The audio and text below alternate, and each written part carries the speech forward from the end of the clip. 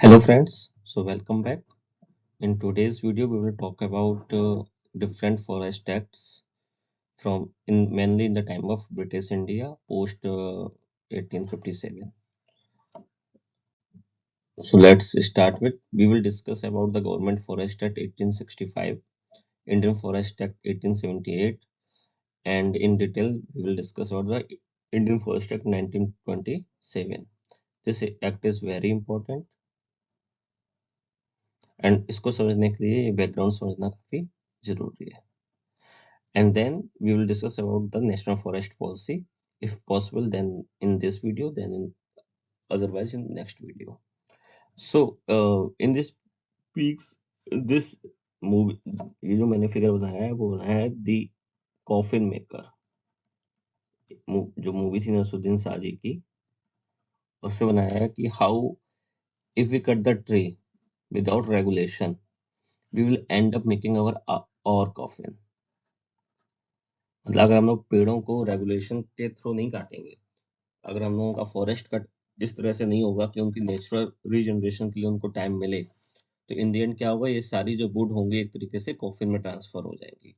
That is the main objective of forest management, that yes we need wood for our economic progress, then we also think about the ecological balance. तो ये सारे जो act थे 1855 के बाद उन्होंने इसके बारे में ही डिस्कस किया. लास्ट वीडियो में मैंने बताया था कि 1855 में डलहौजी ने जो चार्टर बनाया, फॉरेस्ट को स्टेट प्रॉपर्टी घोषित किया, उसके बाद 1894 में पॉलिसी बनी. तो इन दोनों चार्टर और पॉलिसी से तो एग्जीक्यूशन होगा नहीं, तो इनको एग्जीक्यूट करने के लिए डिफरेंट डिफरेंट एक्ट आए. 1855 के बाद ये एक्ट इन्होंने बनाया गवर्नमेंट फॉरेस्ट एक्ट 1865. ये जो एक्ट था ये कहाँ पे अप्लाई हुआ था? Applied in British India. It is important to understand जो प्रिंसली स्टेट्स थे उनके खुद के बहुत बड़े बड़े जंगल होते थे जहाँ पे वो लोग हंटिंग करते थे. They were not included under the purview of these acts. So we need to understand, जैसे ग्वालियर स्टेट है, अब जो माधवगढ़ नेशनल पार्क या सेंचुरी बन गई है वो सारा क्या था? ग्वालियर स्टेट के अंदर था. तो उसमें ये अप्लाई नहीं हुआ था. ये अप्लाई केवल वहीं हुआ था जहां पर आपका ब्रिटिश इंडिया था. नेक्स्ट आइए, पावर टू गवर्नर. इसमें क्या बताया गया सेक्ट में? Power to governor general, local government को पावर दी गई थी. किस लिए? कि वो किसी भी लैंड को जिसमें ट्रीज हो, ब्रशवुड हो या फिर जंगल हो, वो इस एक्ट के अंदर लागू कर सकें. कि किसी भी लैंड में अगर ट्रीज होंगे, ब्रशवुड होंगे, जंगल होंगे, उनमें इस एक्ट के जितने भी रूल्स एंड रेगुलेशंस हैं वो लागू होंगे. पावर किसकी थी? लोकल गवर्नमेंट की या फिर गवर्नर जनरल की. अच्छा, उस समय गवर्नर जनरल कौन था 1865 में? Sir John Lawrence. Sir John Lawrence. This is very much important क्योंकि ये जो गवर्नर जनरल थे काफी ज्यादा इंपॉर्टेंट थे 1857 की जो रिवोल्ट हुआ था उसको कंट्रोल करने के लिए. इसी का इनको इनाम मिला, इनको गवर्नर जनरल बनाया गया. अच्छा, रूल्स क्या थे? Rules to preserve flora and fauna बनाए गए थे इस गवर्नमेंट एक्ट के अंतर्गत. इसी में बताया गया था to regulate the waters within and floating timbers. मतलब किसी भी अगर आपका ये एरिया है, इसमें आपका रूल लागू हो रहा है, तो इसमें जो भी नदियां बह रही होंगी, मैन मेड या आर्टिफिशियल या फिर नेचुरल, उस सारे के वाटर के ऊपर कंट्रोल किसका होगा? इस ईस्ट इंडिया कंपनी का या फिर कह लो गवर्नमेंट, ब्रिटिश इंडिया में जो उस समय गवर्नमेंट है उसका होगा. प्लस उसके जो फ्लोटिंग टिम्बर्स में टिम्बर्स जो फ्लोट करेंगे, क्योंकि ज्यादातर जो टिम्बर होते थे वो नदी में तैरा के या फिर जो भी वाटर चैनल्स थे उनमें तैरा के ही उनको एक जगह से दूसरी जगह ट्रांजिट किया जाता था. तो उससे रिलेटेड जो रूल्स हैं उनको रेगुलेट कौन करेगा? यही लोकल गवर्नमेंट करेगी या फिर गवर्नर जनरल के बिहाफ पे कोई ऑफिसर करेगा. दूसरा, safety of timber trade is under custody of local government backed by this act. तो जो सेफ्टी ऑफ टिम्बर ट्रेड, मतलब आप जो भी टिम्बर का ट्रेड कर रहे हो उसकी जो सेफ्टी है वो किसकी, उसका कस्टोडियन क्या होगा? लोकल गवर्नमेंट होगी. मतलब अगर आपका कोई भी डैमेज होता है तो वो जो डैमेज होगा वो किसके रिस्पॉन्सिबिलिटी पर आएगी? जो उस जगह की लोकल गवर्नमेंट होगी. अब आप देखिए इसको क्या बोला गया था? Act number 7 of 1865 passed by the Governor General of India in Council, received the assent of Governor General on 24th फरवरी 1865. ये डेट भी इंपॉर्टेंट है क्योंकि एमसीक्यू में ये डेट भी कभी कभी ना कभी पूछी जा सकती है. 1865. ये सर जॉन लॉरेंस की फोटो बनी है, जो कि उस समय गवर्नर जनरल थे। तो 1865 का जो एक्ट था काफी सिंपल था, इन्होंने प्रीमिनरी या रूडिमेंट्री लेवल पे कंट्रोल करना शुरू किया था। नेक्स्ट है ये इंडियन फॉरेस्ट एक्ट 1878 में क्या हुआ। इसमें देखिए, इसमें सबसे पहले डेफिनेशन दी गई, जिसकी फॉरेस्ट ऑफिसर की डेफिनेशन दी गई, ट्री, टिम्बर, फॉरेस्ट प्रोड्यूस, इन सारी चीजों की डेफिनेशन दी गई। दूसरा, power to reserve forest and procedure of declaration. इस एक्ट के थ्रू गवर्नमेंट को पावर मिली कि किसी भी जगह को रिजर्व फॉरेस्ट आप डिक्लेयर कर सकते हो। और डिक्लेरेशन की प्रोसेस क्या है कि रिजर्व फॉरेस्ट डिक्लेरेशन के लिए कौन कौन से स्टेप्स फॉलो करने चाहिए, वो सारे इंडियन फॉरेस्ट एक्ट 1878 में बताए गए। एक्चुअली ये जो स्टेप थे वो 1927 के फॉरेस्ट एक्ट से सिमिलर थे, इससे मैंने डिस्कस नहीं किए। हम लोग 1927 जो करंट का है वही स्टेप को याद रखेंगे। अच्छा, दूसरा ये क्या करते थे, appointment of forest settlement officer इस एक्ट के थ्रू होता था, जिसे कहते थे FSO। आगे में जहां भी FSO लिखा हो इस स्लाइड में तो वो उसका मतलब है फॉरेस्ट सेटलमेंट ऑफिसर। अच्छा, इस एक्ट ने लिस्ट डाउन किया कुछ एक्टिविटीज जो रिजर्व फॉरेस्ट के अंदर प्रोहिबिटेड थी, जिनको आप यूज नहीं कर सकते अंदर, आप एक्टिविटीज को, उनको एक्टिविटीज भी बंद कर दी जाएंगी। अगर आपने किया तो आपको पेनल्टी भी देनी पड़ेगी। कौन कौन सी एक्टिविटीज थी, जैसे इसमें लिखा है set fire to a reserve forest, ठीक है, और kindles any fire in such manner to near the same. मतलब आप कोई भी फॉरेस्ट फायर लगा रहे हो या फिर कोई भी छोटी मोटी फायर लगा रहे हो जो बड़ी फायर को प्रोपोगेट कर सकती है, तो वो प्रोहिबिटेड एक्टिविटीज थी। दूसरा क्या है, इसमें बताया गया था, ये जो फॉरेस्ट का जो ये टेरी पासिंग या पेस्चर कैटल था, ये भी मना था कि आप जानवरों को वहां पे टेरी पास नहीं कर सकते या पेस्चर नहीं कर सकते। अगर आप कोई भी ट्री में निग्लिजेंस हो रहा है, ट्री गिराने में निग्लिजेंस कर रहे हो, मतलब ट्री को ऐसे गिरा रहे हो कि दूसरे ट्री को दिक्कत आ रही है, तो आपके ऊपर भी आपको पेनलाइज किया जा सकता है। उसके बाद क्या है, fail, girders, slope, taps, burn any tree, मतलब ट्री के साथ कोई भी छेड़छाड़ जो है या फिर उसकी वार्क के साथ, उसके कवर के साथ अगर आप कर रहे हो, तो अगर आप परमिशन लेके कर रहे हो, एक लिमिटेड अमाउंट में कर रहे हो, रूल्स के अकॉर्डिंग कर रहे हो, then it's okay, otherwise they are prohibited. दूसरा, आप वहां से स्टोन नहीं निकाल सकते, स्टोन को रिंग नहीं कर सकते हो। वहां पे आप बर्निंग लाइम से चारकोल नहीं जला सकते हो कि आपने पता चला कोई भट्टी लगा ली। आप कोई भी ऐसा मैन्युफैक्चरिंग प्रोसेस या फिर रिमूव और एनी फॉरेस्ट प्रोड्यूस नहीं कर सकते, मतलब कोई भी मैन्युफैक्चरिंग उस रिजर्व फॉरेस्ट के अंदर आप नहीं कर सकते हो। तो ये कुछ एग्जांपल हैं जो आप लिख सकते हो आंसर्स में, ये सारी प्रोहिबिटेड थी। दूसरा, इसमें प्रोसीजर बताया था विलेज फॉरेस्ट को डिक्लेयर करने का और प्रोटेक्टेड फॉरेस्ट को भी डिक्लेयर करने का, इसमें भी था। दूसरा, power to impose tax and duties on timber trade. जो टिम्बर ट्रेड हो गए उसके ऊपर टैक्स या ड्यूटीज जो लगेंगी, उसकी पावर भी इस एक्ट के थ्रू दी गई थी, किसको, लोकल गवर्नमेंट को या फिर स्टेट गवर्नमेंट को। Power to arrest without warrant, ये इंपॉर्टेंट है, power to arrest without warrant, ये इंपॉर्टेंट है कि आप बिना वारंट के भी अगर फॉरेस्ट ऑफेंस में सस्पिशन भी हुआ तो भी आपको विदाउट वारंट आपको अरेस्ट करने की पावर थी। दूसरा, cattle trespass act 1871 to be applied. ये जो टेरी पासिंग वाला एक्ट था 1871, ये इस पे अप्लाई हो रहा था। अच्छा, ये जो एक्ट है ये 1927 में भी अभी तक अप्लाई हो रहा है, और रेट भी सेम है, जो उस समय रेट थे वो रेट भी अभी सेम है, रेट भी चेंज नहीं किए गए हैं। हाँ, उसमें ये क्लॉज है कि आप रेट को वहाँ का जो लोकल गवर्नमेंट है या लोकल रूल्स एंड रेगुलेशन है वो अपने हिसाब से चेंज कर सकते हैं, तो चेंज करने की नीड नहीं पड़ी। लेकिन ये मैक्सिमम लिमिट थी उस समय कि अगर कोई एलिफेंट टैरी पास करता है तो 10 रुपए का फाइन होगा मैक्सिमम। फॉर ईच बफेलो, कोई भैंस या ऊंट होगा तो 2 रुपए।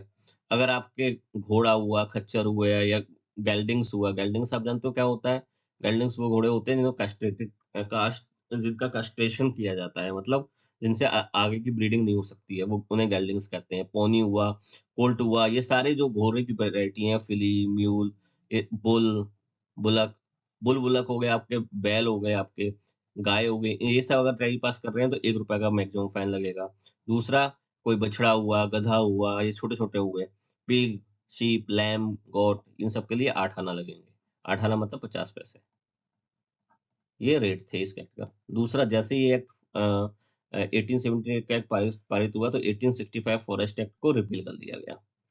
ये आपका था 1878 एक्ट के बारे में। नेक्स्ट आइए, तो इसके बारे में डिस्कस करते हैं हम लोग। ये जो है इंडियन फॉरेस्ट एक्ट के में बताया, देखिए इसमें 13 चैप्टर थे। चैप्टर 1 आपका लिए हो गया शॉर्ट टाइटल एंड एक्सटेंट, ये आपका इंटरप्रिटेशन इसमें हो गया।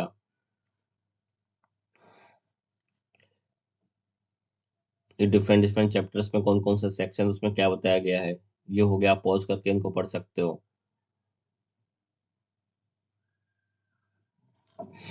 ठीक है, अब इसके बारे में डिटेल में बात करते हैं। अब इसमें देखिए इंडियन फॉरेस्ट एक्ट 1927 में जो आपका चैप्टर 2 है उसमें बताया गया है रिजर्व फॉरेस्ट के बारे में। रिजर्व फॉरेस्ट के बारे में क्या बताया गया, सेक्शन 3 जो है आपका, सेक्शन 3 बताता है कि स्टेट गवर्नमेंट को पावर है कोई भी रिजर्व फॉरेस्ट को नोटिफाई करने की। नोटिफाई करने के बाद क्या होता है, सेक्शन 5 बताता है no forest rights after notification.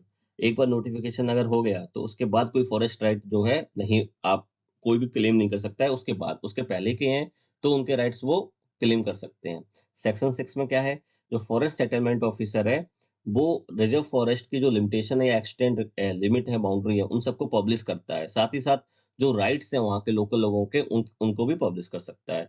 जब ये पब्लिश कर देता है उसके बाद लोग उसे पढ़ते हैं। पढ़ने के बाद क्या करते हैं, लोग अपना क्लेम सबमिट करते हैं कि हाँ ये राइट सही नहीं है, ये राइट पूरा नहीं है, या फिर इन राइट्स की हमें और आवश्यकता है। तो सेक्शन 11 में एफएसओ क्या करता है, एफएसओ एक्शन लेता है जो भी क्लेम सबमिट किए गए हैं उनको। क्लेम सबमिट के बाद जब वो एफएसओ क्या करता है, अपना जो भी क्लेम के ऊपर अपने जो डिसीजंस हैं उनको पब्लिक पब्लिक प्लेस में नोटिफाई करता है। फिर क्या होता है, सेक्शन 19 जो है वो बताता है कि अगर लोग सेटिस्फाई नहीं है एफएसओ के ऑर्डर्स से तो वो अपील कर सकते हैं सेक्शन 19 के तहत। और फिर क्या होता है, सेक्शन 20 में क्या होता है कि जो भी अपील की गई है उनको सेटल्ड किया जाता है। और सेटल्ड में उन्होंने एक स्पेशल वर्ड लिखा है एमिकेबली। एमिकेबली मतलब शांतिपूर्वक, संवेदना से, संयम पूर्वक। ये नहीं कि आप लड़के या अपना कोर्स करें, आपको लोगों को साथ लेके चलना है। और जब ये अपील सेटल हो जाती हैं, एफएसओ के ऑर्डर डिस्पोज कर दिए जाते हैं और स्टेट गवर्नमेंट जो है वो एग्जैक्ट लिमिट और बाउंड्री रिजर्व फॉरेस्ट की डिसीजन ले लेती है। तो ये होता है आपका प्रोसेस रिजर्व फॉरेस्ट का। अब आप देखिए प्रोटेक्टेड फॉरेस्ट में क्या होता है। प्रोटेक्टेड फॉरेस्ट जो होता है चैप्टर 4 में इसके बारे में बताया गया है, प्रोटेक्टेड फॉरेस्ट के बारे में। इसमें क्या है, सेक्शन 29(1) जो है state government to notify protected forest, इसमें भी सेम है। सेक्शन 31 में क्या होगा, जो कलेक्टर है वो क्या करेगा कि जो ये नोटिफिकेशन है वो वर्नाक्युलर लैंग्वेज में डिस्प्ले करेगा, जो वहाँ के लोकल लोग उसे पहचान लें या पढ़ लें। सेक्शन 35 क्या करता है कि regulation power of state government, कि प्रोटेक्टेड फॉरेस्ट में जो भी रूल्स एंड रेगुलेशंस बनेंगे वो पावर किसकी होगी, स्टेट गवर्नमेंट की होगी। सेक्शन 33 क्या कहता है कि इस प्रोटेक्टेड फॉरेस्ट में जो भी आपकी डूज है उसके अलावा जो डोंट्स कर रहे हैं, जो फॉरेस्ट ऑफेंस हो रहे हैं, उन वो जो ऑफेंसेस हैं वो पनिशेबल हैं और किस लेवल तक पनिशेबल हैं उसके बारे में सेक्शन 33 बात करता है। सेक्शन 34 क्या बताता है, power to suspend the right of pasture in the event of forest fire. अब देखो इसमें सेक्शन 34 में क्या गया है कि प्रोटेक्टेड फॉरेस्ट में ऑल्दो पेस्चरिंग इज अलाउड, बट अगर कोई फॉरेस्ट फायर होती है, कोई इमरजेंसी होती है जिसके चक्कर में फॉरेस्ट फायर लग जाती है और वो होता है ड्यू टू नेग्लिजेंस ऑफ पेस्चरिंग, तो क्या करता है फॉरेस्ट राइट में जो ये पेस्चरिंग के राइट्स दिए गए हैं उसको भी सस्पेंड किया जा सकता है। नेक्स्ट आइए। अब देखिए control on forest produce in transit. अब देखो ये भी इंपॉर्टेंट सेक्शन है चैप्टर 7 में। इसमें क्या गया है कि जो भी फॉरेस्ट प्रोड्यूस है वो ट्रांजिट में जो जा रहे हैं उनके ट्रांजिट पे कंट्रोल किसका रहेगा, स्टेट का रहेगा।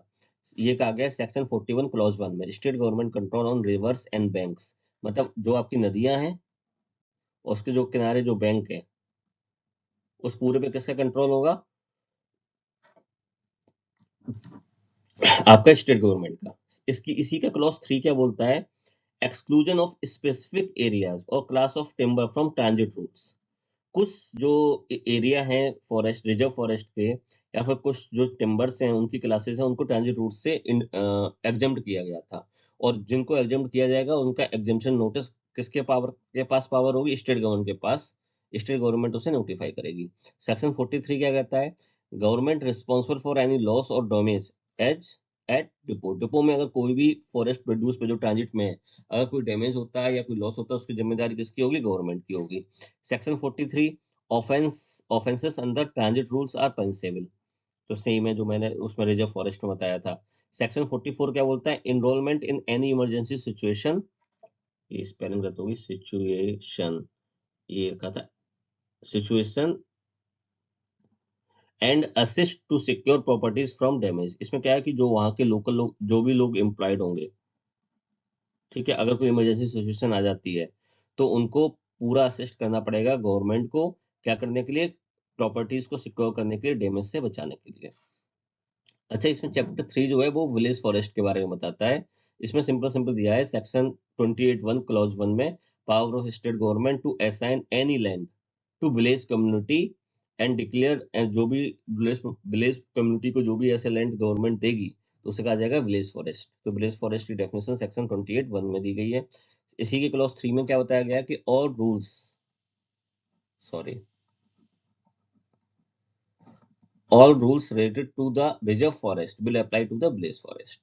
तो ये विलेज फॉरेस्ट के बारे में बता दिया गया। तो बेसिकली इसमें 4 सेक्शन जो है इंपॉर्टेंट है, 4 सेक्शन इसमें इंपॉर्टेंट है। आपका रिजर्व फॉरेस्ट के बारे में, दूसरा आपका विलेज फॉरेस्ट के बारे में, प्रोटेक्टेड फॉरेस्ट के बारे में, और उसके बाद सबसे इंपॉर्टेंट क्या हो जाता है, जो आपके ट्रांजिट रूल है, ट्रांजिट रूल है वो। ये 4 के जो सेक्शन है वो इंपॉर्टेंट है। सबसे पहले आपका रिजर्व फॉरेस्ट का आता है आपका दूसरा, आपका प्रोटेक्टिव फॉरेस्ट का आता है आपका चौथा, ये आता है आपका तीसरा, और ये आपका आता है 7वां। नेक्स्ट आइए। अच्छा, जो इंडियन फॉरेस्ट एक्ट है उसमें जो सेक्शन 2 है वो क्या बताता है, इंटरप्रिटेशन क्लॉज। इंटरप्रिटेशन क्लॉज का मतलब क्या है कि जो डेफिनेशंस है, अगर कहीं लिखा है कैटल, तो कैटल का मतलब क्या है, कैटल का मतलब है elephants, camels, buffaloes, horses, mares, आपकी हो गई geldings, ponies, colts, fillies, mules, asses, pigs, rams, sheeps, lamb, goats and kids, ये सारे किसमें आएंगे, कैटल्स के अंदर आएंगे। दूसरा आपका फॉरेस्ट प्रोड्यूस में क्या क्या आएगा, अब देखो फॉरेस्ट प्रोड्यूस में जो है ट्रांजिट रूल जो बनाए गए हैं वो फॉरेस्ट प्रोड्यूस में बनाए गए हैं। अब फॉरेस्ट प्रोड्यूस की क्लासिफिकेशन दी गई है, देखिए नंबर 1, कुछ प्रोड्यूस फॉरेस्ट प्रोड्यूस हैं जो या फिर तो जंगल में पाए जाएं या फिर नहीं पाए जाएं, जंगल से लाए जाएं या फिर नहीं लाए जाएं, वो फॉरेस्ट प्रोड्यूस उन्हें कहा जाएगा। उनकी कैटेगरी क्या है, टिम्बर, चारकोल, ये आपका कटाउचो, कटेचू, उसके बाद आपका would oil, resin, natural varnish, ये सारी चीजें क्या है, ये सारी चीजें आपकी, बस इनका प्रेजेंस होना, अगर इनकी प्रेजेंस है, इररिस्पेक्टिव ऑफ ये कहाँ से लाई गई है और कहाँ मिली है, आपके ये क्या होंगे, फॉरेस्ट प्रोड्यूस के अंदर मानी जाएंगी। दूसरी कैटेगरी में क्या आता है, दूसरी कैटेगरी में ये कहा जाता है कि कुछ चीजें ऐसी होंगी जो पाई जाएं या फिर लाई जाएं, कहाँ से, फॉरेस्ट से, मतलब क्लियर और डिमार्केटेड इंसिडेंस हो कि हाँ ये फॉरेस्ट से ही लाई गई है या फिर फॉरेस्ट में ही मिली है, तो उनको फॉरेस्ट प्रोड्यूस कहा जाएगा।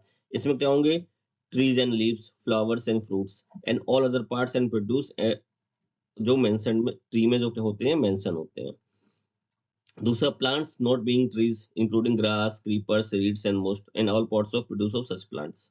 मतलब ट्री और प्लांट्स और पत्तियां, मतलब पेड़ पौधे पत्ती, ये सारी चीजें अगर प्रूफ हो रहा है किसी जंगल से लाई गई है, किसी जंगल में मिली है, तो वो फॉरेस्ट प्रोड्यूस नहीं मानी जाएंगी। नहीं तो लोग ये भी कह सकते हैं हम तो अपने घर से लाए।